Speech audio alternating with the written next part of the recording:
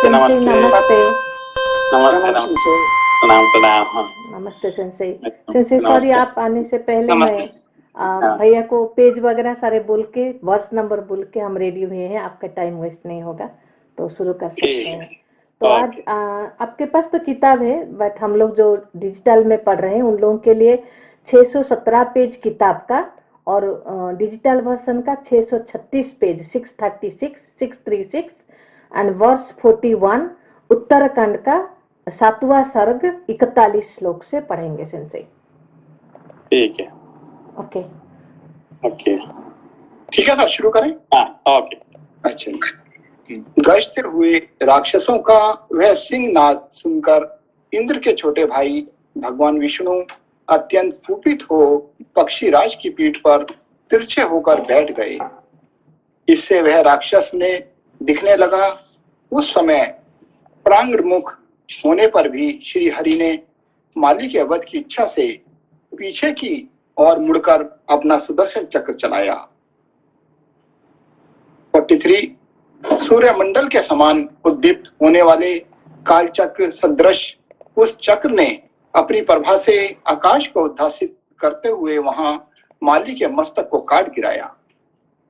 चक्र से कटा हुआ राक्षस राज माली का वह भयंकर मस्तक पूर्व काल में कटे हुए राहु के सिर की भांति रक्त की धारा बहाता हुआ पृथ्वी पर गिर पड़ा। इससे देवताओं को बड़ी प्रसन्नता हुई। वे साधु भगवान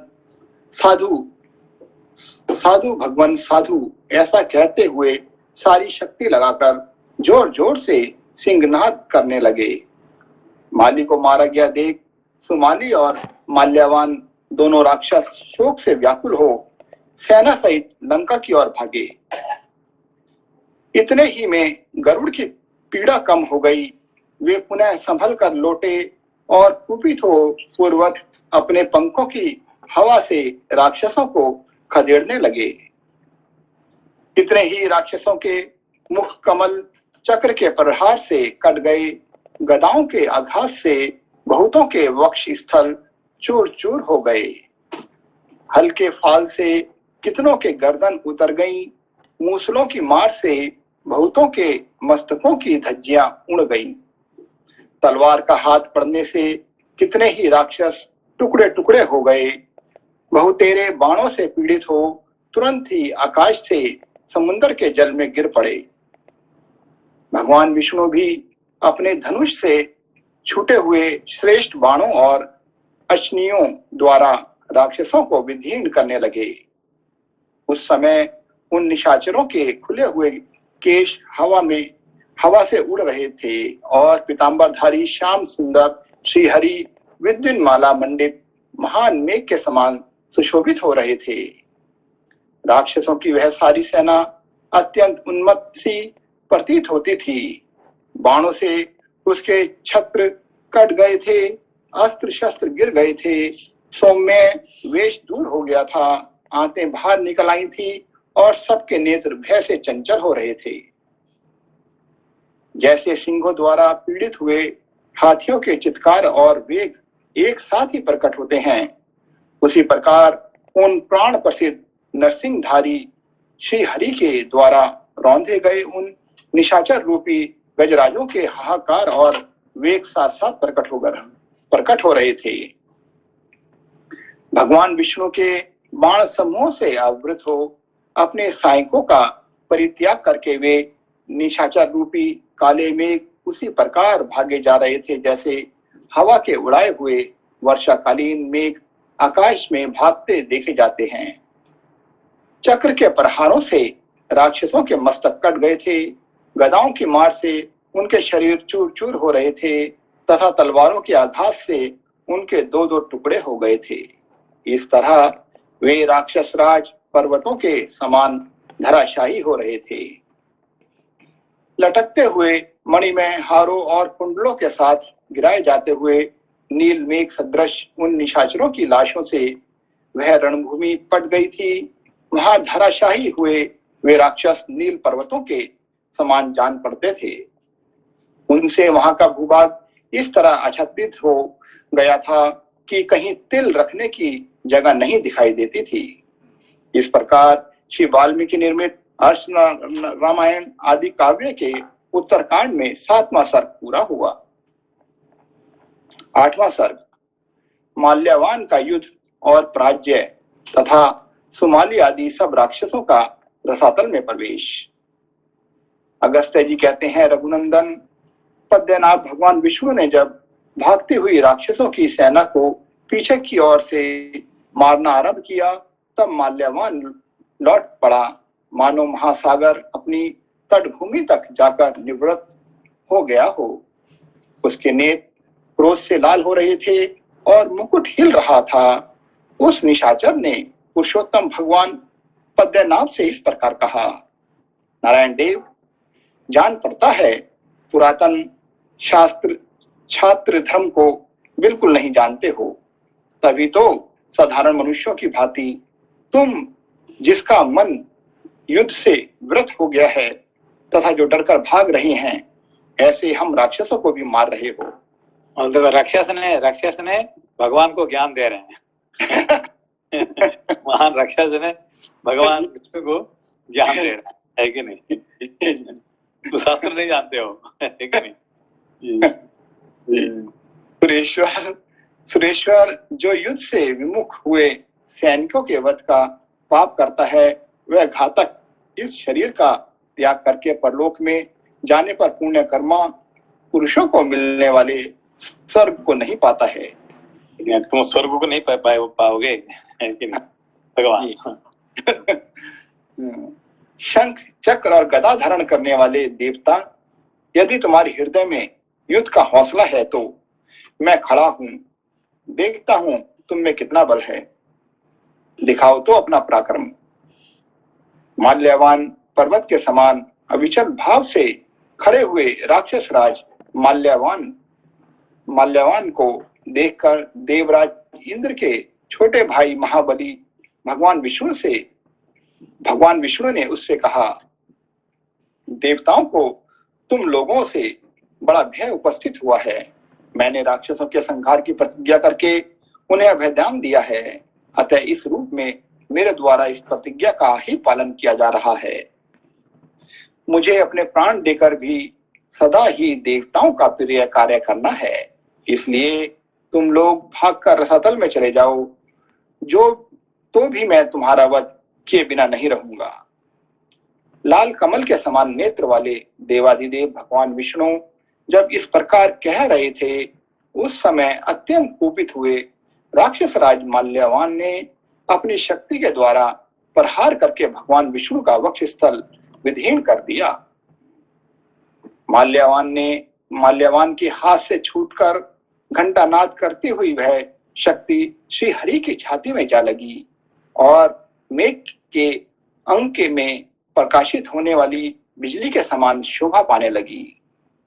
शक्तिधारी कार्तिकेय जिन्हें प्रिय हैं अथवा जो शक्तिधर स्कंद के प्रियतम हैं, उन भगवान कमल नयन विष्णु ने उसी शक्ति को अपनी छाती से खींचकर माल्यवान पर दे मारा। स्कंद की छोड़ी हुई शक्ति के समान गोविंद के हाथ से निकली हुई वह शक्ति उस राक्षस को लक्ष्य करके चली, मानो अंजनगिरी पर कोई बड़ी भारी उल्का गिर रही हो। हारों के समूह से प्रकाशित होने वाले उस राक्षस राज के विशाल वक्ष स्थल पर वह शक्ति गिरी, मानो किसी पर्वत के शिखर पर वृषपात हुआ हो। उससे माल्यवान का कवच कट गया तथा वह गहरी मूर्छा में डूब गया, किंतु थोड़ी ही देर में पुनः संभलकर माल्यवान पर्वत की भांति अविचल भाव से खड़ा हो गया। तत्पश्चात उसने काले लोहे के बने हुए और बहुसंख्यक कांटों से जड़े हुए शूल को हाथ में लेकर भगवान की छाती में गहरा आघात किया। इसी प्रकार वह युद्ध प्रेमी राक्षस भगवान विष्णु को मुक्के से मारकर एक धनुष पीछे हट गया। उस समय आकाश में राक्षसों का महान हर्षनाद गूंज उठा। वे एक साथ बोल उठे, बहुत अच्छा, बहुत अच्छा। भगवान विष्णु को घूंसा मारकर उस राक्षस ने गरुड़ पर भी प्रहार किया।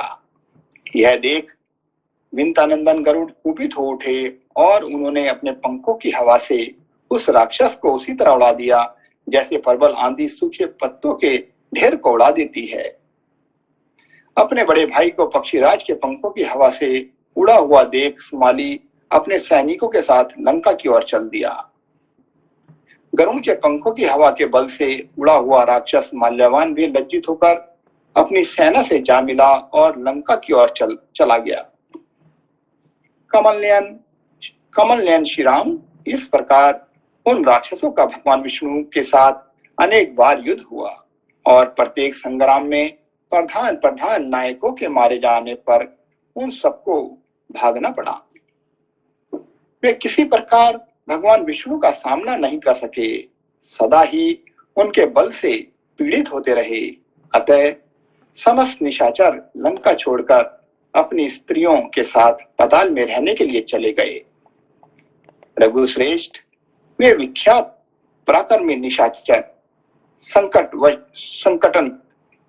संकटवश बाद में विद्यमान राक्षस सुमाली का आश्रय लेकर रहने लगे। श्री राम, आपने पुलस्त्य वंश के जिन जिन राक्षसों का विनाश किया है उनकी अपेक्षा प्राचीन राक्षसों का पराक्रम अधिक था। सुमाली, माल्यवान और माली तथा उनके आगे चलने वाले योद्धा ये सभी महाभाग निशाचर रावण से बढ़कर बलवान थे। देवताओं के लिए कंटक रूप उन देवद्रोही राक्षसों का वध शंख चक्र गदाधारी भगवान नारायण देव के सिवा दूसरा कोई नहीं कर सकता। आप चार भुजाधारी सनातन देव भगवान नारायण ही हैं। आपको कोई परास्त नहीं कर सकता। आप अविनाशी प्रभु हैं और राक्षसों का वध करने के लिए इस लोक में अवतीर्ण हुए हैं। आप ही इन प्रजाओं के सृष्टा हैं और शरणागतों पर दया रखते हैं। जब जब धर्म की व्यवस्था को नष्ट करने वाले दस्यु पैदा हो जाते हैं तब तब उन दस्युओं का वध करने के लिए आप समय समय पर अवतार लेते रहते हैं। नरेश्वर, इस प्रकार मैंने आपको राक्षसों की उत्पत्ति का यह पूरा प्रसंग ठीक ठीक सुना दिया। रघुवंश शिरोमणि, अब आप रावण तथा उनके पुत्रों के जन्म और अनुपम प्रभाव का सारा वर्णन सुनिए। भगवान विष्णु के भय से पीड़ित होकर राक्षस सुमाली सुदीर्घ काल तक अपने पुत्र पौत्रों के साथ रसातल में विचरता रहा। इसी बीच में धनाध्यक्ष कुबेर ने लंका को अपना निवास स्थान बनाया। इस प्रकार श्री वाल्मीकि निर्मित अष्ट रामायण आदि काव्य के उत्तरकांड में 8वां सर्ग पूरा हुआ। 9वां सर्ग रावण आदि का जन्म और उनका तप के लिए गोकर्ण आश्रम में जाना। ये इम्पोर्टेंट है क्योंकि रावण, कुंभकर्ण, विभीषण इनका कैसे जन्म हुआ है और कैसे इनका बल प्राप्ति हुआ है, लेकिन ये बात समझा रहे हैं, है कि नहीं? जी सर। रावण आदि का जन्म और उनका तप के लिए गोकर्ण आश्रम में जाना। कुछ काल के पश्चात नीले मेघ के समान श्याम वर्ण वाला राक्षस सुमाली तपाए हुए सोने के कुंडलों से अलंकृत हो अपनी सुंदरी कन्या को, जो बिना कमल की लक्ष्मी के समान जान पड़ती थी, साथ ले रसातल से निकला और सारे मर्त्य लोक में विचरने लगा। उस समय भूतल पर विचरते हुए उस राक्षस राज ने अग्नि के समान तेजस्वी तथा देवतुल्य शोभा धारण करने वाले धनेश्वर कुबेर को देखा, जो पुष्पक विमान द्वारा अपने पिता पुलस्त्यानंदन विशर्वा का दर्शन करने के लिए जा रहे थे।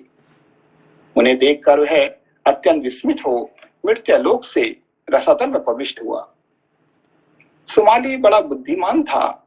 वह सोचने लगा, क्या करने से हम राक्षसों का भला होगा, कैसे हम लोग उन्नति कर सकेंगे। ऐसा विचार करके उस राक्षस ने अपनी पुत्री से, जिसका नाम केकसी था,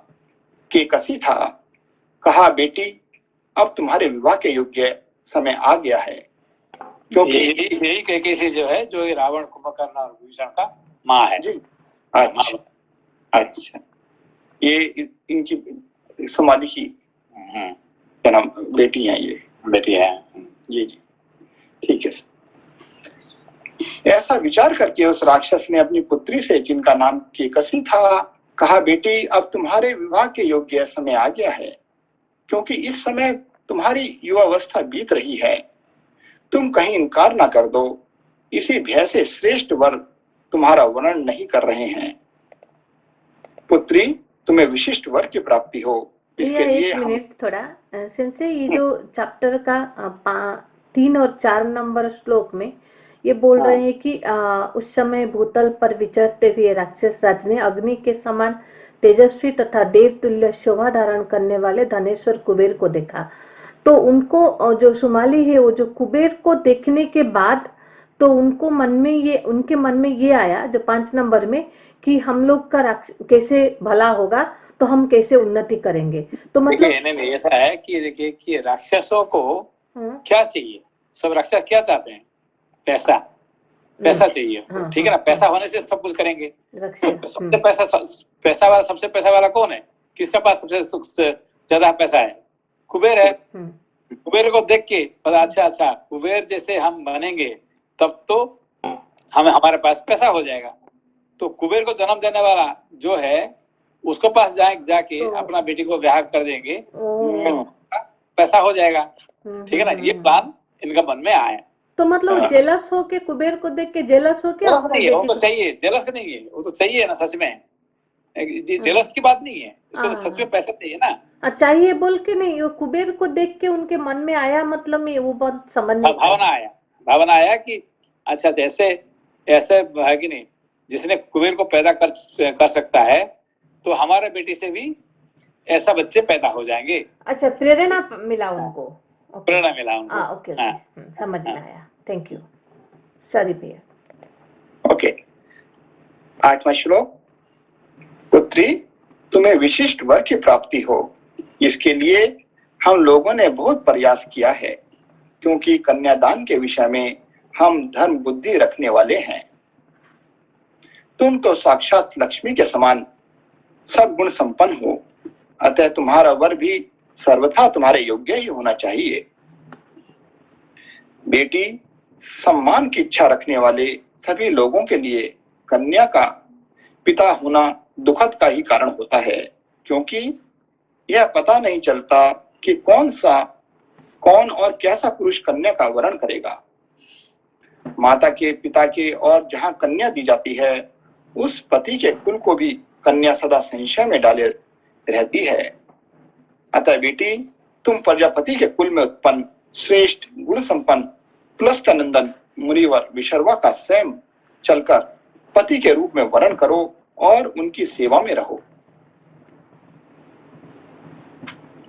पुत्री, ऐसा करने से निसंदेह तुम्हारे पुत्र भी ऐसे ही होंगे जैसे ये धनेश्वर कुबेर हैं।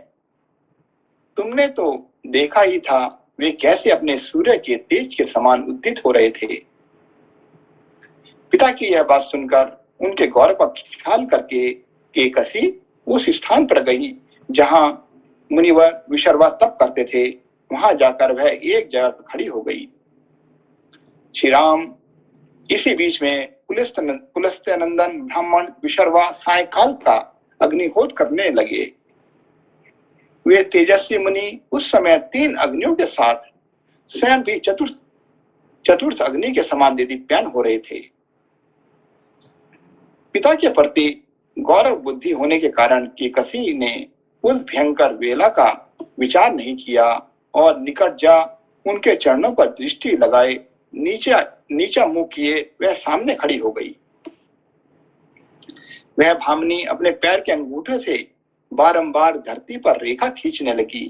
पूर्ण चंद्रमा के समान मुख तथा सुंदर कटी प्रदेश वाली उस सुंदरी को, जो अपने तेज से उद्दीत हो रही थी, देखकर उन परम उदार महर्षि ने पूछा, भद्रे, तुम किसकी कन्या हो? कहां से यहाँ आई हो? मुझसे तुम्हारा क्या काम है? अथवा किस उद्देश्य से यहाँ तुम्हारा आना हुआ है? शोभने, ये सब बातें मुझे ठीक ठीक बताओ। विशर्वा के इस प्रकार पूछने पर उस कन्या ने हाथ जोड़कर कहा, मुने, आप अपने ही प्रभाव से मेरे मनोभाव को समझ सकते हैं, किंतु ब्रह्मऋषि मेरे मुख से इतना अवश्य जान लें कि मैं अपने पिता की आज्ञा से आपकी सेवा में आई हूं और मेरा नाम केकसी है। बाकी सब बातें आपको स्वतः जान लेनी चाहिए, मुझसे ना कहलवावें। यह सुनकर मुनि ने थोड़ी देर तक ध्यान लगाया और उसके बाद कहा, भद्रे, तुम्हारे मन का भाव मालूम हुआ। मत वाले गजराज की भांति मंद गति से चलने वाली सुंदरी, तुम मुझसे पुत्र प्राप्त करना चाहती हो, परंतु इस दारुण बेला में मेरे पास आई हो, इसलिए यह भी सुन लो कि तुम कैसे पुत्रों को जन्म दोगी। सुश्रोणी, पुत्र तो प्राप्ति हो जाएगा, कैसा पुत्र प्राप्त होगा ये अलग बात है कि नहीं? तो वो समय सही नहीं था सर, समय सही नहीं था, है कि नहीं? जी। परंतु इस दारुण बेला में मेरे पास आई हो, इसलिए यह भी सुन लो कि दीप्ति ने है कि नहीं जी, जैसे बेला में गए थे तो उसने कह दिया भाई राक्षस पैदा होगा, है कि नहीं? दैत्य ने पैदा हुए हैं, ऐसे ही। जी जी।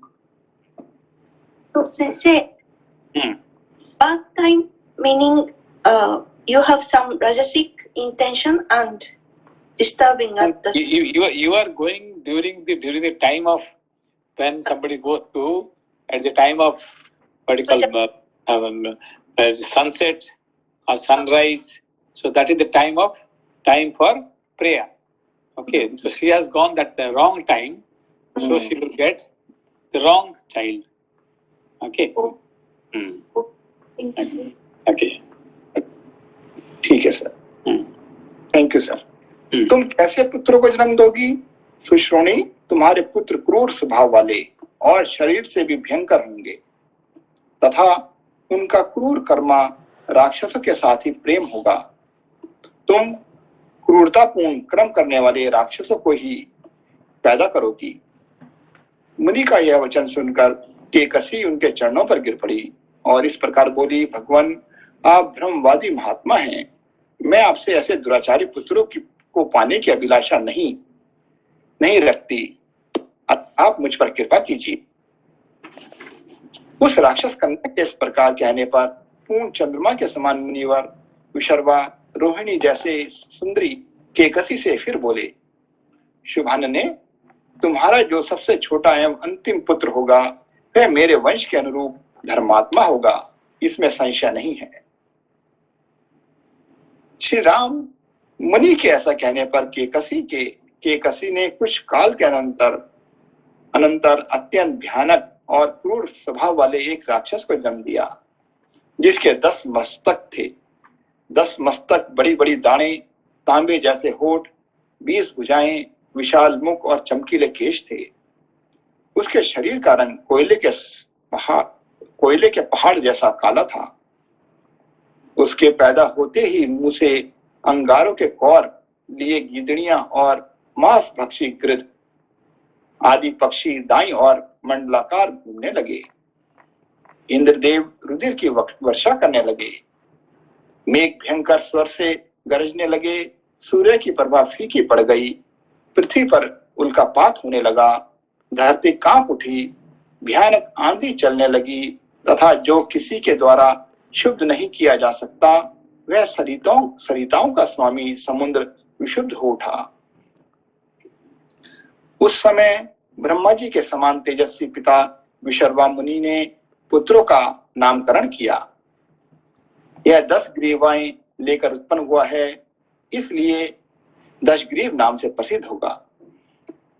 इसके बाद महाबली कुंभकर्ण का जन्म हुआ, जिसके शरीर से बड़ा शरीर इस जगत में दूसरे किसी का नहीं है।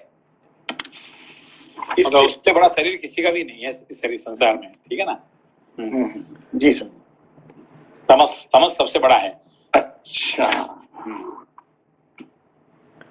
इसके बाद विकराल एक मिनट से सॉरी, इस कॉन्टेस्ट में मेरा थोड़ा 2 डाउट है, पूछ सकती हूँ अगर आप परमिशन देंगे तो।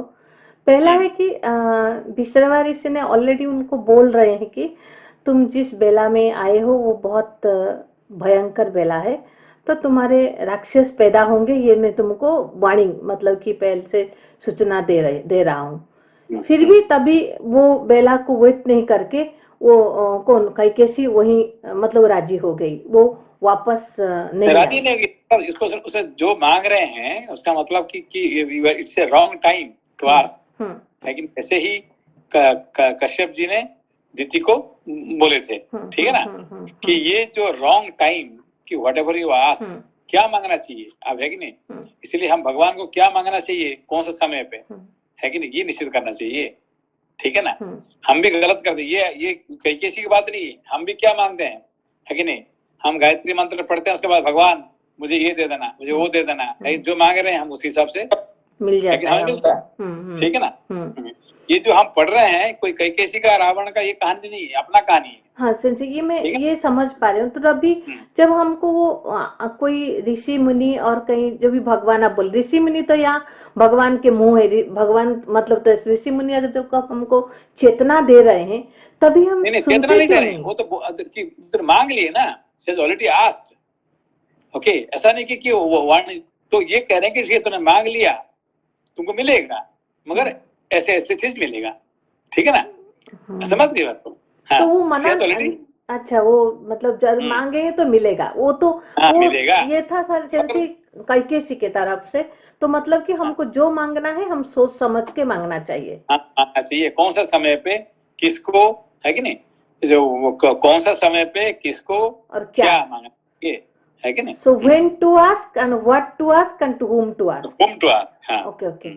Then सेंसे ये समझते देवी अभी भी वो बता रहे हैं, तभी हम पीछे जा सकते हैं, मतलब कैकेसी वहां से वापस आ सकती थी क्या। ओके ठीक है, नहीं, मैं वेट करूंगा ना, ऑलरेडी आस्क्ड, है कि नहीं। अभी देखिए यहाँ पे कि यार इफ यू सी दिति और अदिति, अदिति ने क्या की कि वही तो उसको चाहिए था मगर उसने क्या की, प्रतीक्षा की। ये क्या कहते हैं, उन्होंने अपना धर्म का कर्म करके ये करके सब कुछ करके, है कि नहीं, तो नहीं मांगी, है कि she asked at the right time. मगर दिति गई, क्या भाई तुम्हें उसको मिला, मुझे नहीं मिला चाहिए, क्यों, है कि धमका के उसको मिला उसको, है कि नहीं। बस ऐसे ये उसको कैकेसी इग्नोरेंस की वजह से पता भी नहीं चलेगा ना कौन सा बेला भयंकर है, तो वो मेरे इसलिए हमको मिल जाता ना। जैसे कई जैसे हमारा भी ऐसे ही है कि हम पता नहीं चलता है, हम जाके गलत जगह पे गलत इसको मांग लेते हैं, हमको मिल ही जाता है, है कि नहीं। हमारे जिंदगी में जो दुख मिलता है कि नहीं, इसी कारण से। Thank you Sanjay. ये था कैकेसी के तरफ से। दूसरे विश्रवा मुनि की तरफ से देखेंगे तो वो मतलब कि अगर कोई भी आके से वो तो परम ज्ञानी है और कोई अज्ञानी आके बेला पता नहीं है तो उसको मिल रहा है, तो वो उनका तपस को सारे उधर क्यों वेस्ट किए, क्यों उसको जबरदस्ती भगाए नहीं, ये भी समझ नहीं पा रहे हैं। मतलब ये हमेशा मेरा प्रश्न रहता है। यही है जो ऋषि मुनि देवता इन लोग होते हैं ना, ये क्या करते हैं, प्रारब्ध को एज इट इज एक्सेप्ट करते हैं, है कि नहीं। तो उनको जो प्रारब्ध में जो कुछ आता है उसको दे एक्सेप्ट एज इट इज। ये मना करने का उनका अधिकार भी नहीं है और नहीं भी करना चाहिए, है कि नहीं। तो जो जिसको जैसे चाहिए ऐसे उसको दे देते हैं, ठीक है ना। यही बात है, ये ऋषि मुनि देवता इनका यही उनका कर्तव्य है, ठीक है ना। उनका टाइम एनर्जी फिर क्या होगा, तपस का क्या होगा, फिर वापस कुछ नहीं होगा, जो है वही होगा। जैसे कश्यप जी को देखेंगे तो वेरी गुड एग्जांपल, उनको जो जैसे आदमी जो जैसे आते हैं जैसे मांगते हैं उसको देते गए, इसलिए सारा संसार सृष्टि हुआ, है कि नहीं। तो अगर जिसको सांप चाहिए सांप मिल गया उसको, जिसको बिच्छू चाहिए था बिच्छू मिल गया है, जिसको गाय चाहिए था गाय मिल गया है। तो सारे संसार सृष्टि हुआ क्यों, जो जिसका जो मांग रहे हैं वो देते गए, ठीक है ना। तो इसके ऊपर अनिल सर ने मुझे प्रश्न लिखे अभी कि even if their peace is lost still they have to sacrifice their peace and tapas just because some ignorant person is asking something. क्यों पीस क्यों लॉस्ट हुआ, क्या लॉस्ट हुआ, कुछ नहीं हुआ, है कि नहीं। जो होना है वो दे एक्सेप्ट एज इट इज, ठीक है ना। ओके ठीक है, थैंक यू सेंसे।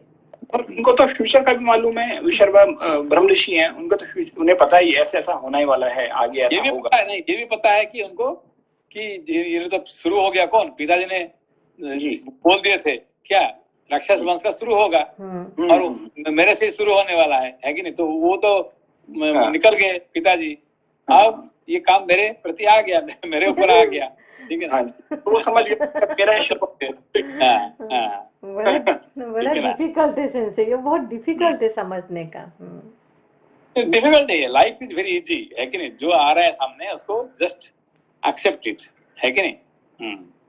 जो सामने आ रहा है उसको लेते जाओ बस, जो होगा। पीस कैसे नहीं लॉस हुआ? अनिल सन का प्रश्न है, कैसे पीस लॉस्ट नहीं हुआ?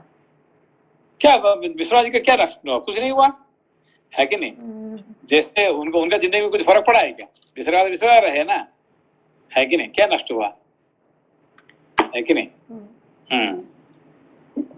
विश्वराज जी को कुछ नष्ट नहीं हुआ, वो विश्वराज जी जैसे थे ऐसे ही रहे, उनका शांति नष्ट हुआ, ठीक है? मतलब उनको मतलब दुख नहीं होता कि मेरे बेटे रावण कुंभकर्ण इनके जैसे पैदा हो गए? वो क्लेश जो बोलते हैं ना, पुत्र क्लेश, उनको तो पहले से पता था कि ये पिताजी ने एक्चुअली पिताजी को जन्म देना था, मगर वो तो निकल पड़े, तो मुझे उसके बदले में मुझे मिल रहा है काम। मतलब उनका काम कर रहे हैं बेसिकली उनका। हाँ बस, क्योंकि एक्चुअली ये पिताजी को करना था, ठीक है ना? तो मगर पिताजी ने, है कि नहीं, आउटसोर्स कर दिया मेरे ऊपर, कर दिए, तो ठीक है मुझे करना, तो ठीक है मैं ही कर लूंगा, क्या तो पता है कि नहीं? यही बेसिकली का स्पेशलिटी है। मतलब they accept whatever be the outcome, जो आ रहे हैं वो एक्सेप्ट कर लिए। Thank you sincere, thank you. 34वां श्लोक, इसके बाद महाबली कुंभकर्ण का जन्म हुआ, जिसके शरीर से बड़ा शरीर इस जगत में दूसरे किसी का नहीं है। इसके बाद विकराल मुख वाली शूर्पणखा उत्पन्न हुई। तदनंतर धर्मात्मा विभीषण का जन्म हुआ, जो केकसी के अंतिम पुत्र थे। उस महान सत्वशाली पुत्र का जन्म होने पर आकाश से फूलों की वर्षा हुई और आकाश में देवों की दुदुम्बियां बज उठी। उस समय अंतरिक्ष में साधु साधु की ध्वनि सुनाई देने लगी। कुंभकर्ण और दशग्रीव वे दोनों महाबली राक्षस लोक में उद्वेग पैदा करने वाले थे। वे दोनों ही उस विशाल वन में पालित होने और बढ़ने लगे। कुंभकर्ण बड़ा ही उन्मत्त निकला, वह भोजन में कभी तृप्त नहीं होता था, अतः तीनों लोकों में घूम घूम कर धर्मात्मा महर्षियों को खाता फिरता था। विभीषण बचपन से ही धर्मात्मा थे, वे सदा धर्म में स्थित रहते थे। वे सदा धर्म में स्थित रहते, स्वाध्याय करते और नियमित आहार करते हुए इंद्रियों को अपने काबू में रखते थे। कुछ काल बीतने पर धन के स्वामी वैष्णव पुष्पक विमान पर आरूढ़ हो अपने पिता का दर्शन करने के लिए वहां आए।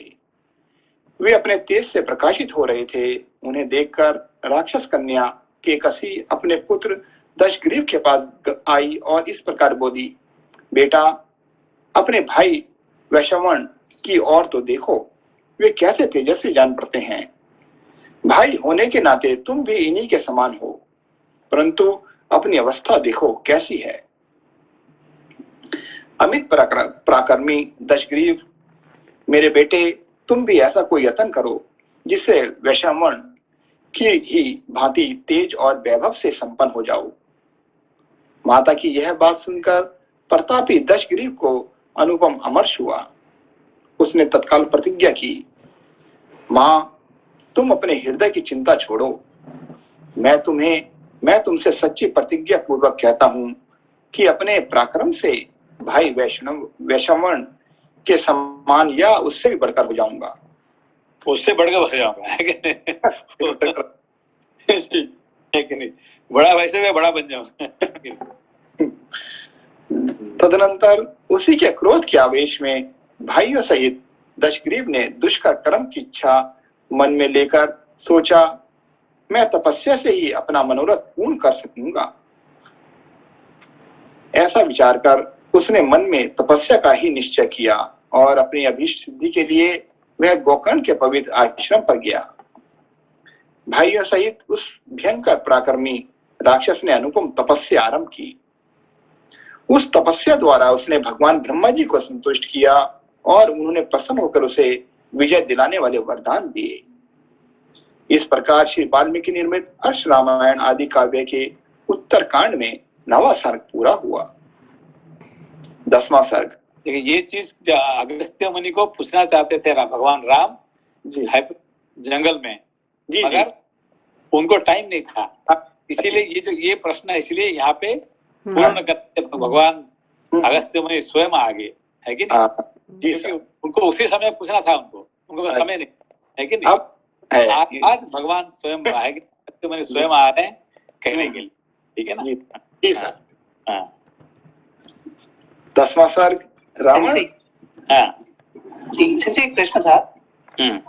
ये हमारे यहाँ काफी रेगुलरली जब पूजा होती है उसके अंत में जो मंत्र पुष्पांजलि बोलते हैं, तो उसमें वैश्रवण जी का को ही मतलब नमस्कार करते हैं, उन्हीं की आराधना करते हैं। इसका अर्थ है वैश्रवणाय, लेकिन ये वैश्रवण नहीं है। अच्छा, है कि ये इसका है कि नहीं, इसका अर्थ और कुछ है, बाद में पढ़ेंगे, ठीक है ना? इसका ये वैश्रवण नहीं है, ठीक है ना? अच्छा, वो अलग है, मतलब मंत्र पुष्पांजलि अलग है इससे। हाँ हाँ हाँ, अच्छा ठीक, थैंक यू सर। मगर ये भी है, उसका अर्थ भी है, उसका उसमें भी अर्थ है। हाँ ठीक है। Thank you sir. 10वां सर्ग रावण आदि की तपस्या और वर प्राप्ति। इतनी कथा सुनकर श्री रामचंद्र जी ने अगस्त्य मुनि से पूछा, ब्राह्मण, उन तीनों महाबली भाइयों ने वन में किस प्रकार और कैसी तपस्या की? तब अगस्त्य जी ने अत्यंत प्रसन्नचित वाले श्री राम जी से कहा, रघुनंदन, उन तीनों भाइयों ने वहां पृथक पृथक धर्म विधियों का अनुष्ठान किया। कुंभकर्ण अपनी इंद्रियों को संयम में रखकर प्रतिदिन धर्म के मार्ग में स्थित हो गर्मी के दिनों में अपने चारों ओर आग जला धूप में बैठकर पंचाग्नि का सेवन करने लगा। फिर वर्षा ऋतु में खुले मैदान में वीरासन में बैठकर मेघों के बरसाए हुए जल से भीगता रहा और जाड़े के दिनों में प्रतिदिन जल के भीतर रहने लगा। इस प्रकार सन्मार्ग में स्थित हो धर्म के लिए प्रयत्नशील हुए उस कुंभकर्ण के 10,000 वर्ष बीत गए। विभीषण तो सदा से ही धर्मात्मा थे। वे नित्य धर्म प्रायण रहकर शुद्ध आचार विचार का पालन करते हुए 5,000 वर्षों तक एक पैर से खड़े रहे। उनका नियम समाप्त होने पर अप्सराएं नृत्य करने लगी। उनके ऊपर आकाश से फूलों की वर्षा हुई और देवताओं ने उनकी स्तुति की। तदनंतर विभीषण ने अपनी दोनों बाहें और मस्तक ऊपर उठाकर स्वाध्याय प्रायण हो 5,000 वर्षों तक सूर्य देव की आराधना की। इस प्रकार मन को वश में रखने वाले विभीषण के भी 10,000 वर्ष बड़े सुख से बीते, मानो वे स्वर्ग के नंदन वन में निवास करते हों। दशमुख रावण ने 10,000 वर्षों तक लगातार उपवास किया। प्रत्येक सहस्त्र वर्ष के पूर्ण होने पर वह अपना एक मस्तक काटकर आग में होम कर देता था। इस तरह एक एक करके उसने 9,000 वर्ष बीत गए और 9 मस्तक भी अग्निदेव को भेंट हो गए। जब 10वां सहस्त्र पूरा हुआ और दशग्रीव अपना 10वां मस्तक काटने को उद्यत हुआ, इसी समय पितामह ब्रह्मा जी वहां पहुंचे।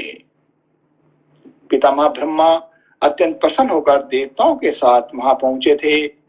उन्होंने आते ही कहा, दशग्रीव, मैं तुम पर बहुत प्रसन्न हूं।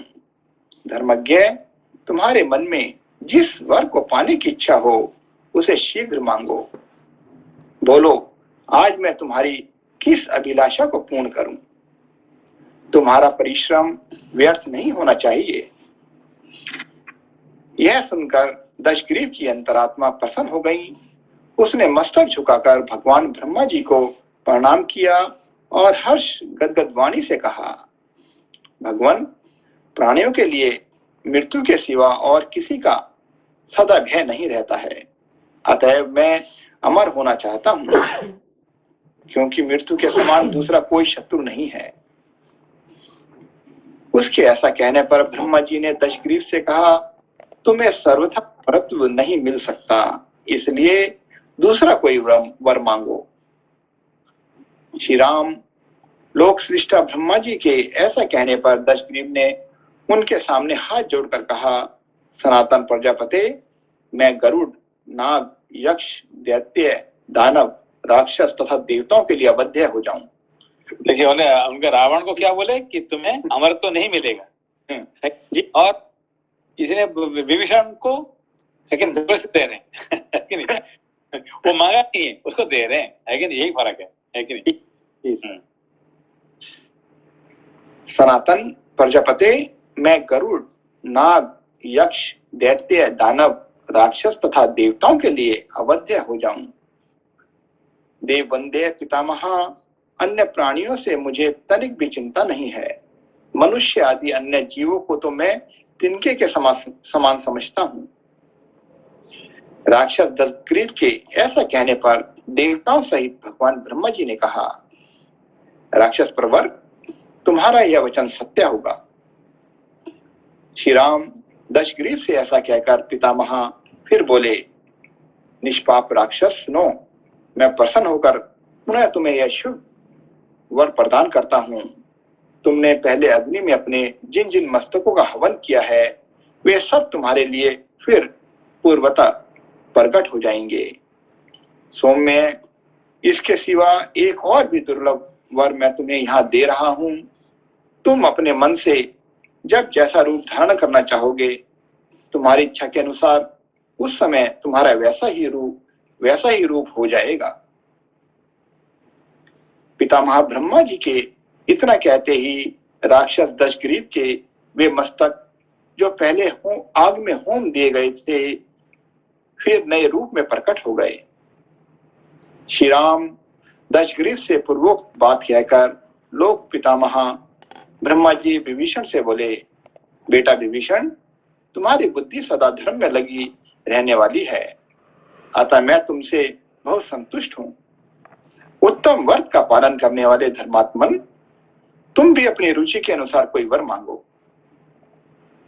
तब किरणमाला मंडित चंद्रमा की भांति सदा समस्त गुणों से संपन्न धर्मात्मा विभीषण ने हाथ जोड़कर कहा, भगवान, यदि साक्षात लोक गुरु आप मुझ पर प्रसन्न हैं, तो मैं कृतार्थ हूं। मुझे कुछ भी पाना शेष नहीं रहा। उत्तम व्रत को धारण करने वाले पितामह, यदि आप प्रसन्न होकर मुझे वर देना ही चाहते हैं तो सुनिए। भगवान, बड़ी से बड़ी आपत्ति में पड़ने पर भी मेरी बुद्धि धर्म में ही लगी रहे, उससे विचलित ना हो। और तो ये जो वर है है कि नहीं? ऐसा वर मांगना बहुत है कि नहीं? बहुत कम लोग ही मांग सकते हैं ऐसे। जी सर। भगवान, बड़ी से बड़ी आपत्ति में पड़ने पर भी मेरी बुद्धि धर्म में ही लगी रहे, उससे विचलित ना हो और बिना सीखे ही मुझे ब्रह्मास्त्र का ज्ञान हो जाए। जिस आश्रम के विषय में मेरा जो विचार हो, वह धर्म के अनुकूल ही हो और उस धर्म का मैं पालन करूं। यही मेरे लिए सबसे उत्तम और अभिष्ट वरदान है, क्योंकि जो धर्म में अनुरक्त है उनके लिए कुछ भी दुर्लभ नहीं है।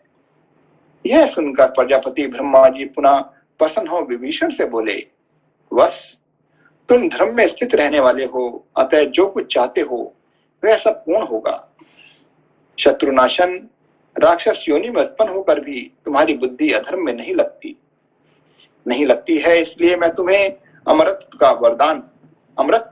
प्रदान करता हूँ। बहुत कम जीवों को वरदान मिलता है अमृत को, ठीक है ना? सर, तो ये क्या नाम, इनको ब्रह्मा जी को पहले से ही मालूम है कि जो राक्षस है, ये जो रावण है, तो ये तो क्या नाम तामसी हैं, तो ये तो गलत व्यवहार करेंगे, इसलिए इनको अमृत नहीं देते। और ये जो विभीषण जी हैं, ये तो सदा धर्म में रहने वाले हैं, तो इनके रहने से और भी प्रजा का पालन ही होगा। बल्कि हाँ, मतलब ये देखिए, जैसे जो मांगता है कि जैसे जो कर्म करता है उसको ऐसे फल मिलता है, ठीक है ना? तो अपना कर्म के हिसाब से फल मिलता है, ठीक है ना? 35वां श्लोक। भैया एक मिनट से अनिल सर ने क्वेश्चन टाइप किए कि अगर विभीषण ये जो श्लोक पढ़ रहे थे भैया, तो उसमें लिखे हैं कि अगर विभीषण को ये चांस दिया गया था कि वो तो सत्वगुण में थे, तो उन्होंने मोक्ष क्यों नहीं मांगे और क्यों मांगे कि मेरा मन हमेशा धर्म में लगे रहे?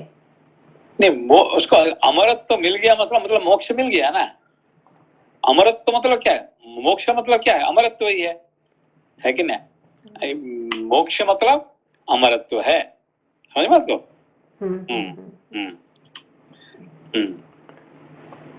ठीक। 35वां श्लोक। नमस्ते सेंसे, सॉरी। हाँ जी, सॉरी मुकेश जी, सेंसे एक क्वेश्चन था। अमरत्व प्राप्त करने के बाद, मतलब जो मोक्ष प्राप्त करने के बाद हमको फिर से मतलब हमारा डेली एक्टिविटीज करना ही है, मतलब वो जैसे कर्म योगा करना ही है? देखिए, ये जो क्योंकि जब शरीर जब तक रहता है अपने को कुछ तो करना पड़ेगा। कर्म, बिना कर्म से जीव नहीं रह सकता है, कुछ ना करना पड़ेगा, ठीक है ना। पहले कर्म करते थे, क्यों? क्योंकि हमारा डिजायर है कि नहीं। हमारे डिजायर को फुलफिल करने के लिए हम कर्म कर रहे हैं, लेकिन दूसरा कर्म करते हैं क्यों? कर्म योग करने के लिए। तीसरा जो है, मोक्ष प्राप्ति करने के बाद हम जो कर्म करते हैं उसको कहते हैं लोक संग्रह, है कि नहीं, लोगों का भला करने के लिए, है कि नहीं। जो भगवान राम कर रहे हैं, जो कृष्ण कर रहे हैं, है कि नहीं, जो अवतार कर रहे हैं, क्यों कर रहे हैं कर्म? क्यों? उनका कोई जरूरत नहीं है, कि दुनिया का भला करने के लिए। इसको कहते हैं लोक संग्रह, ठीक है ना। पहले डिजायर को, कामना को पूर्ण करने के लिए, दूसरा है कर्म योग करने के लिए, है कि नहीं, तीसरा है लोक संग्रह करने। Sensei, और एक क्वेश्चन है, sorry. When to apply our discriminative capacity to ensure that the work is good, or when can we just accept that all the karma that we are doing is kind of part of prarabdha? हाँ, क्योंकि देखिए, जब आपको Dzire आपको prompt नहीं कर रहा है कि नहीं, डिजायर आपको है कि नहीं, भाई ये करो वो करो, ये करने से ये मिल जाएगा, है कि नहीं, अपने को ये कर्म करने से अपने को घर मिल जाएगा, अपना नौकरी में आपको ये मिल जाएगा, है कि नहीं। जो कुछ डिजायर नहीं है और कर्म करते जा रहे हैं, तो उसका मतलब ये हो गया लोक संग्रह हो गया, है कि नहीं। हमारे प्रारब्ध में है, हमें करते जाए। जैसे कि है कि नहीं, ये कैकेयी से आके मांगी कि मुझे पुत्र चाहिए, है कि नहीं, तो उन्होंने कहा ठीक है मिल जाएगा, है कि नहीं। जानते थे कि तो आई इसीलिए आई, तो ठीक है मिल जाएगा, मगर मिलेगा तब मिलेगा, मगर ऐसा पुत्र मिलेगा कि तुम खुश नहीं होगे, है कि नहीं। तो ये तरह से जो प्रारब्ध में है वो उसको एक्सेप्ट कर देते हैं, ठीक है ना। Thank you sensei. Thank you sir. हाँ, 34वां श्लोक एक बार और पढ़ते हैं सर। बस तुम धर्म में स्थित रहने वाले हो, अतः जो कुछ चाहते हो वह सब पूर्ण होगा। शत्रुनाशन, राक्षस योनि में उत्पन्न होकर भी तुम्हारी बुद्धि अधर्म में नहीं लगती है, इसलिए मैं तुम्हें अमरत्व प्रदान करता हूँ। विभीषण से ऐसा कहकर जब ब्रह्मा जी कुंभकर्ण को वर देने के लिए उद्यत हुए, तब सब देवता उनसे हाथ जोड़कर बोले, प्रभु आप कुंभकर्ण को वरदान न दीजिए, क्योंकि आप जानते हैं कि यह दुर्बुद्धि निशाचर किस तरह समस्त लोगों को त्रास देता है। ब्रह्मन इसके नंदनवन की 7 अप्सराओं, देवराज इंद्र के 10 अनुचरों तथा बहुत से ऋषियों और मनुष्यों को भी खा लिया है। पहले वर न पाने पर भी इस राक्षस ने जब इस प्रकार प्राणियों के भक्षण का क्रूरतापूर्ण कर्म कर डाला है, तब यदि इसे वर प्राप्त हो जाए तो उस दशा में तो यह तीनों लोगों को खा जाएगा। अमित तेजस्वी देव, आप वर के बहाने इसको मोह प्रदान कीजिए, इससे समस्त लोगों का कल्याण होगा और इसका भी सम्मान हो जाएगा। देवताओं के ऐसा कहने पर कमल योनि ब्रह्मा जी ने सरस्वती जी का स्मरण किया। उनके चिंतन करते ही देवी सरस्वती जी पास आ गईं। उनके पार्श्व भाग में खड़ी हो सरस्वती जी ने हाथ जोड़कर कहा, देव यह मैं आ गई, मेरे लिए क्या आज्ञा है, मैं कौन सा कार्य करूं। तब प्रजापति ने वहां आई हुई सरस्वती देवी जी से कहा, वाणी तुम राक्षस राज कुंभकर्ण की जिह्वा पर विराजमान हो देवताओं के अनुकूल वाणी के रूप में प्रकट हो। तब बहुत अच्छा कहकर सरस्वती जी कुंभकर्ण के मुख में समा गईं। इसके बाद प्रजापति ने उस राक्षस से कहा, महाबाहु कुंभकर्ण, तुम भी अपने मन के अनुकूल कोई वर मांगो। उनकी बात सुनकर कुंभकर्ण बोला, देव देव, मैं अनेक वर्षों तक सोता रहूं, यही मेरी इच्छा है। तब एवं वस्तु ऐसा ही हो कहकर ब्रह्मा जी देवताओं के साथ चले गए। फिर सरस्वती देवी जी ने भी उस राक्षस को छोड़ दिया। ब्रह्मा जी के साथ देवताओं के आकाश में चले जाने पर जब सरस्वती जी उसके ऊपर से उतर गईं, तब दुष्ट आत्मा कुंभकर्ण को चेत हुआ और वह दुखी होकर इस प्रकार चिंता करने लगा, अहो, आज मेरे मुंह से ऐसी बात क्यों निकल गई।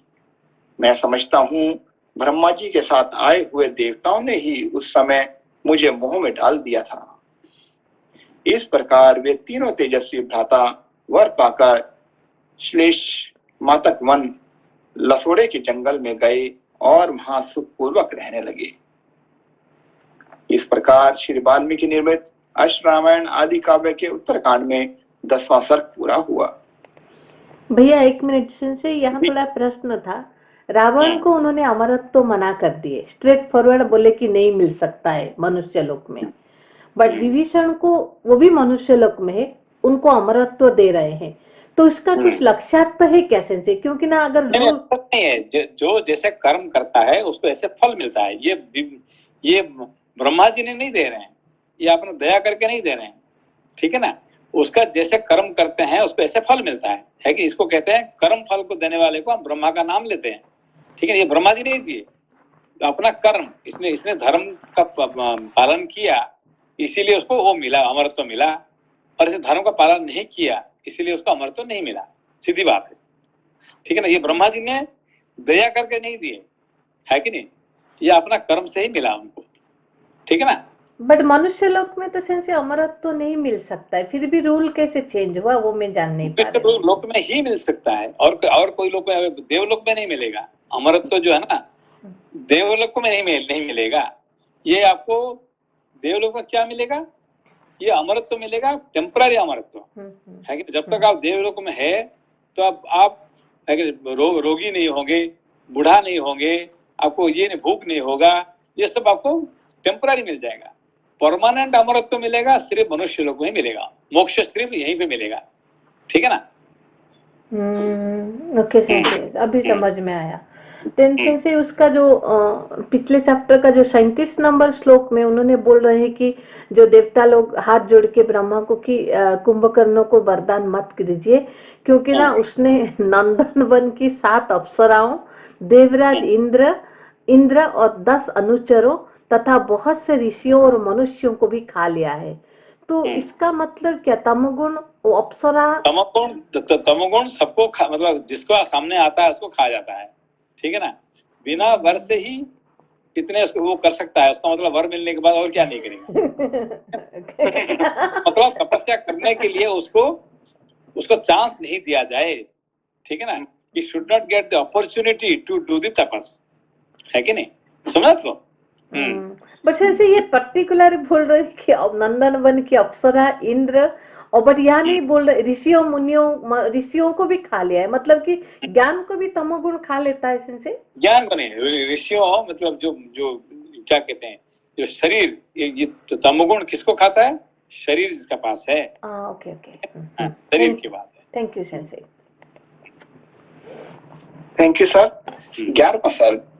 रावण का संदेश सुनकर पिता की आज्ञा से कुबेर का लंका को छोड़कर कैलाश पर जाना। सेंसे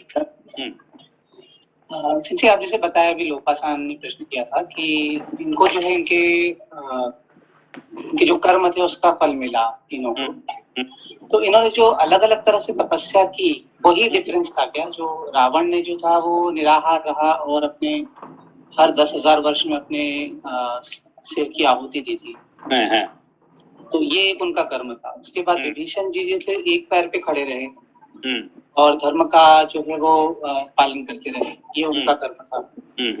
और जो कुंभकर्ण थे, ये गर्मियों में जो है वो आग के पास तपते थे, और जो बारिश होती थी तो उसमें जाके तपस्या करते थे, बारिश में भीगते थे। ये जो इनके अलग अलग कर्म है, ये इसी का अलग अलग फल है क्या?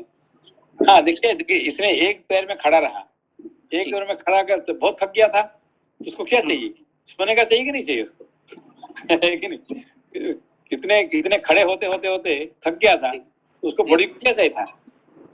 है कि नहीं? उसको सोने का चाहिए था, ही वांटेड टू स्लीप। ही थकने से बॉडी को चाहिए, सोने का चाहिए, इसको सोने का मिल गया उसको। जैसे एक पैर का जो तपस्या था वो विभीषण जी का था। नहीं, इन्होंने जो किया था, कौन अपना कुंभकर्ण ने क्या किया था? जी, ये जब बहुत तेज गर्मी का दिन होता था, मतलब तो उसमें ये आग में जाके और अधिक जो है वो रहते थे, अग्नि में, अग्नि के पास। हाँ, तो उसका मतलब जी, ज्यादा मेहनत किया उसने। हाँ, तो ज्यादा मेहनत, बहुत सारे मेहनत किया है, इसलिए उसको सोने का उसको बर मिला उसको। ठीक है ना? तो जैसे हमने कर्म करते हैं, आप थोड़ा धीरे देखेंगे, जितने कर्म करते हैं इसी हिसाब से उसको फल मिलता है उसको। ठीक है? सेंसे इसी में मतलब एक एडिशनल क्वेश्चन था कि निराहार रहना जो किया है, मतलब निराहार रहने का जो रावण ने किया है कर्म, उसमें क्या भावना का अंतर है क्या? नहीं, हमने क्या पढ़ा था सैटरडे को, कि जो निराहार रहता है वो भी उसका योग पूरा नहीं होता है, जो बहुत खाता है उसका भी योग पूरा नहीं होता है कि नहीं? कुंभकर्ण ज्यादा खाता था इसीलिए उसका योग पूरा नहीं हुआ है, और रावण बिल्कुल नहीं खाया इसलिए उसका योग पूरा नहीं हुआ है। और विभीषण ने क्या किया कि जितने जरूरत है उतने खाया, धर्म का पालन किया, इसलिए उसको योग पूरा हो गया। ठीक है ना? ठीक है, thank you sir. Thank you sir. 11वां सर्ग। रावण का संदेश सुनकर पिताजी की आज्ञा से कुबेर का लंका को छोड़कर कैलाश पर जाना, लंका में रावण का राज्याभिषेक तथा राक्षसों का निवास। रावण आदि निशाचरों को वर प्राप्त हुआ है, यह जानकर सुमाली नामक राक्षस अपने अनुचरों सहित भय छोड़कर रसातल से निकला।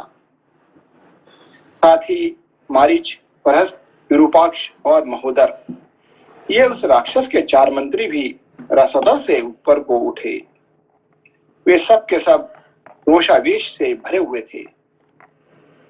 श्रेष्ठ राक्षस से घिरा हुआ सुमाली अपने सचिवों के साथ दशग्रीव के पास गया और उसे छाती से लगाकर इस प्रकार बोला, वश, बड़े सौभाग्य की बात है कि तुमने त्रिभुवन श्रेष्ठ ब्रह्मा जी से उत्तम वर प्राप्त किया, जिससे तुम्हें यह चिरकाल से चिंतित मनोरथ उपलब्ध हो गया है।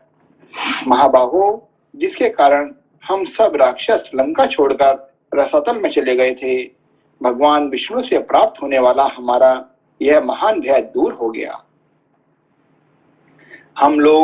हम सब लोग बारंबार भगवान विष्णु के भय से पीड़ित होने के कारण अपना घर छोड़ भाग निकले और सब के सब एक साथ ही रसातल में प्रविष्ट हो गए। यह लंका नगरी, जिसमें तुम्हारे बुद्धिमान भाई धनाध्यक्ष कुबेर निवास करते हैं, हम लोगों की है। पहले इसमें राक्षस ही रहा करते थे। निष्पाश महाभाव, यदि साम, दान अथवा बल प्रयोग के द्वारा भी पुनः लंका को वापस लिया जा सके तो हम लोगों का काम बन जाए। तात, तुम ही लंका के स्वामी होगे, इसमें संशय नहीं है, क्योंकि तुमने इस राक्षस वंश का जो रसातल में डूब गया था उद्धार किया है। महाबली वीर, तुम ही हम सब के राजा होगे। यह सुनकर दशग्रीव के पास खड़े हुए अपने मातामह से कहा, नाना जी, ध्यानाध्यक्ष कुबेर हमारे बड़े भाई हैं, अतः उनके संबंध में आपको मुझसे ऐसी बात नहीं कहनी चाहिए। उस श्रेष्ठ राक्षस राज के द्वारा शांत भाव से ही ऐसा कोरा उत्तर पाकर सुमाली समझ गया कि रावण क्या करना चाहता है, इसलिए वह राक्षस चुप हो गया, फिर कुछ कहने का साहस न कर सका। तदनंतर कुछ काल व्यतीत होने पर अपने स्थान पर निवास करते हुए दशग्रीव रावण से जो सुमाली को पहले पूर्वोक्त उत्तर दे चुका था, निशाचर प्रहस्त ने विनय पूर्वक यह युक्ति युक्त बात कही। महाबाहु दशग्रीव, आपने अपने नाना से जो कुछ कहा है वैसा नहीं कहना चाहिए, क्योंकि वीरों में इस तरह भातृभाव का निर्वाह होता नहीं देखा जाता। आप मेरी यह बात सुनिए। अदिति और दिति दोनों सगी बहनें हैं। ये दोनों ही प्रजापति कश्यप की परम सुंदरी पत्नियां हैं। अदिति ने देवताओं को जन्म दिया है, जो इस समय त्रिभुवन के स्वामी हैं, और दिति ने दैत्यों का उत्पन्न किया है। देवता और दैत्य दोनों ही महर्षि कश्यप के औरस पुत्र हैं। धर्मज्ञ वीर, पहले पर्वत, वन और समुद्रों सहित यह सारी पृथ्वी दैत्यों के ही अधिकार में थी, क्योंकि वे बड़े प्रभावशाली थे। किंतु सर्वशक्तिमान भगवान विष्णु ने युद्ध में दैत्यों को मारकर त्रिलोकी का ये अक्षय राज्य देवताओं के अधिकार में दे दिया। इस तरह का विपरीत आचरण केवल आप ही नहीं करेंगे, देवताओं और असुरों ने भी पहले इस नीति से काम किया है। अतः आप मेरी बात मान लें। परस्त के ऐसा कहने पर दशग्रीव का चित्त प्रसन्न हो गया। उसने 2 घड़ी तक सोच विचार कर कहा, बहुत अच्छा, तुम जैसा कहते हो वैसा ही करूंगा। तदनंतर उसी दिन उसी हर्ष के साथ पराक्रमी दशग्रीव उन निशाचरों को साथ ले लंका के निकटवर्ती वन में गया।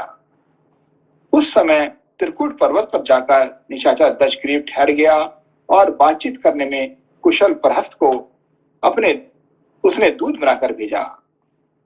वह बोला, प्रहस्त, तुम शीघ्र जाओ और मेरे कथनानुसार धन के स्वामी राक्षस राज कुबेर से शांतिपूर्वक यह बात कहो।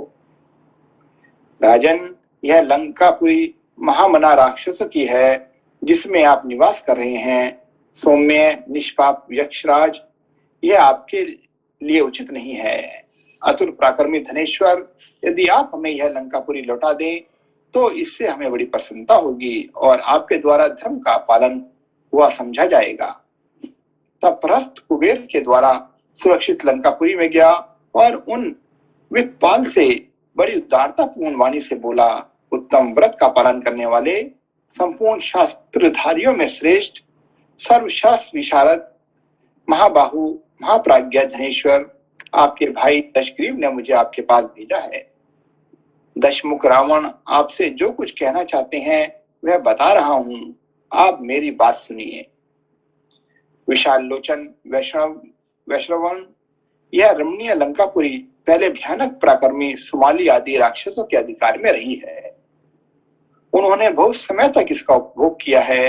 अतः वे दशग्रीव इस समय यह सूचित कर रहे हैं कि यह लंका जिनकी वस्तु है उन्हें लुटा दी जाए। तात, शांतिपूर्वक याचना करने वाले दशग्रीव को आप यह पुरी लौटा दें। परत के मुख से यह बात सुनकर वाणी का मर्म समझने वालों में श्रेष्ठ भगवान वैश्रवण ने परत को इस प्रकार उत्तर दिया, राक्षस, यह लंका पहले निशाचरों से सुनी थी। उस समय पिताजी ने मुझे इसमें रहने की आज्ञा दी और मैंने इसमें दान, मान आदि गुणों द्वारा प्रजाजनों को बसाया। दूत, तुम जाकर दशग्रीव से कहो, महाबाहो, यह पुरी तथा यह निष्कंटक राज्य जो कुछ भी मेरे पास है वह सब तुम्हारा भी है। तुम इसका उपभोग करो।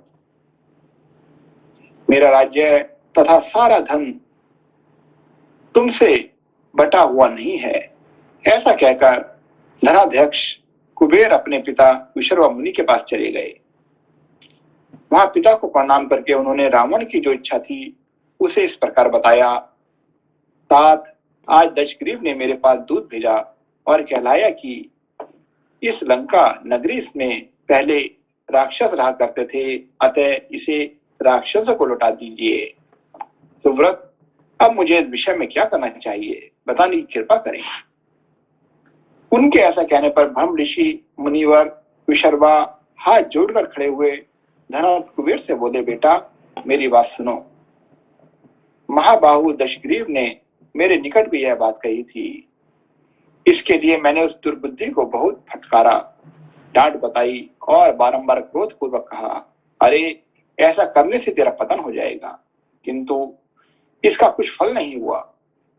बेटा, अब तुम ही मेरे धर्मानुकूल एवं कल्याणकारी वचन को ध्यान देकर सुनो। रावण की बुद्धि बहुत ही खोटी है। वह वर पाकर मदमत हो उठा है, विवेक खो बैठा है। मेरे शाप के कारण भी उसकी प्रकृति क्रूर हो गई है। इसलिए महाबाहो, अब तुम अनुचरों सहित लंका छोड़कर कैलाश पर्वत पर चले जाओ और अपने रहने के लिए वहीं दूसरा नगर बसाओ। वहां नदियों में श्रेष्ठ रमणीय मकान मंदाकिनी नदी बहती है, जिसका जल सूर्य के समान प्रकाशित होने वाले सुवर्ण में कमलों, कुमुदों, उत्पलों और दूसरे दूसरे सुगंधित कुसुमों से आच्छादित है। उस पर्वत पर देवता, गंधर्व, अप्सरा, नाग, किन्नर आदि दिव्य प्राणी, जिन्हें स्वभाव से ही घूमना फिरना अधिक प्रिय है, सदा रहते हुए निरंतर आनंद का अनुभव करते हैं। धनद, इस राक्षस के साथ तुम्हारा वैर करना उचित नहीं है। तुम तो जानते ही हो कि इसने ब्रह्मा जी से कैसा उत्कृष्ट वर प्राप्त किया है। मुनि के ऐसा कहने पर कुबेर ने पिता का मान रखते हुए उनकी बात मान ली और स्त्री, पुत्र, मंत्री, वाहन तथा धन साथ लेकर वे लंका से कैलाश को चले गए। तदनंतर प्रसन्न होकर मंत्री और भाइयों के साथ बैठे हुए महामना दशग्रीव के पास जाकर बोला, लंका नगरी खाली हो गई, कुबेर उसे छोड़कर चले गए। अब आप हम लोगों के साथ उसमें प्रवेश करके अपने धर्म का पालन कीजिए। परस्त के ऐसा कहने पर महाबली दशग्रीव ने अपनी सेना, अनुचर तथा भाइयों सहित कुबेर द्वारा त्यागी हुई लंकापुरी में प्रवेश किया। उस नगरी में सुंदर विभाग पूर्वक बड़ी बड़ी सड़कें बनी थीं। जैसे देवराज इंद्र स्वर्ग के सिंहासन पर आरूढ़ हुए थे, उसी प्रकार देवद्रोही रावण ने लंका में पदार्पण किया। उस समय निशाचरों ने दशमुख रावण का राज्याभिषेक किया। फिर रावण ने उस पुरी को बसाया। देखते देखते समूची लंकापुरी नील मेघ के समान वर्ण वाले राक्षसों से पूर्णतः भर गई।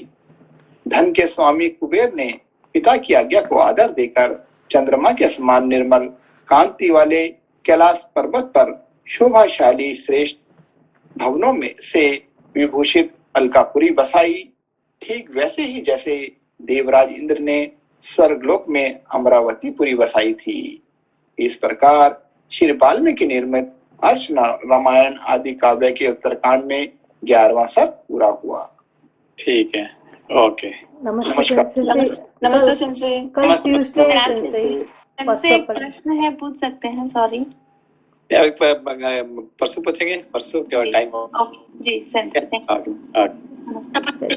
कल ट्यूसडे है सेंसे, परसों फिर पढ़ेंगे। नमस्ते। Thank you.